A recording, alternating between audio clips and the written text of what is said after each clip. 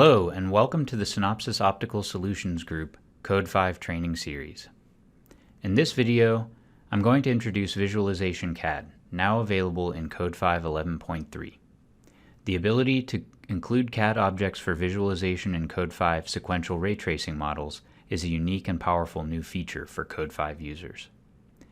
The example shown in this video involves visualization of a 1U CubeSat with a 4-mirror imaging configuration. The CubeSat is a common designation in aerospace work for miniaturized satellites. As you can see, we're having a look at the reflective optical system in 3D inside Code 5. Each of the windows is showing a different view of the system, and you can now notice that you're able to control the transparency and also highlight which surface is being selected inside Code 5. One of the unique new features of Code 5 is the ability to see where the axis is for each local surface when you click inside each of these views. For the next step, I'm going to bring in a step file, which is a CAD object that is a cube, which is meant to go around this mirror system. I'll do that by selecting File, Import CAD, and then I'll bring in the CAD file. Here is a view of the CubeSat cube inside the Code 5 CAD viewer. I can render this as a translucent object or a wireframe or a hidden line view if I would like.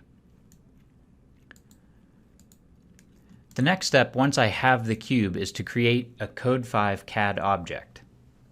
The way to do that is selecting File, Save, Current Window As, and then adding the CAD file to the current folder. Now that we have the CAD object saved as a CAD file, next we need to apply this as a visualization surface inside Code 5. We do this by clicking on the surface we want to use as the visualization CAD surface and go to the surface properties.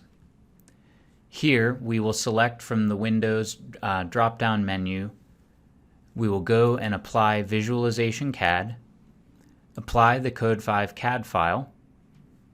We navigate to our folder and we will choose CubeSat, which I have just created. We commit the changes, and then we can go back into our larger overview of the system, the 3D view,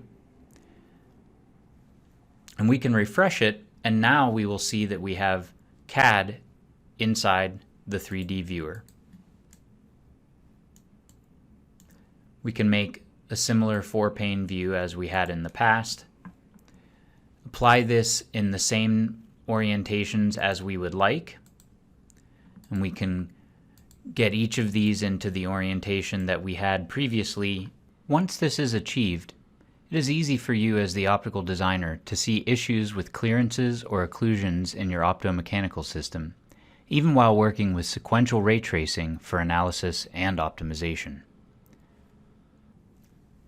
This concludes this video tutorial demonstration of Visualization CAD, now available in Code 5 11.3.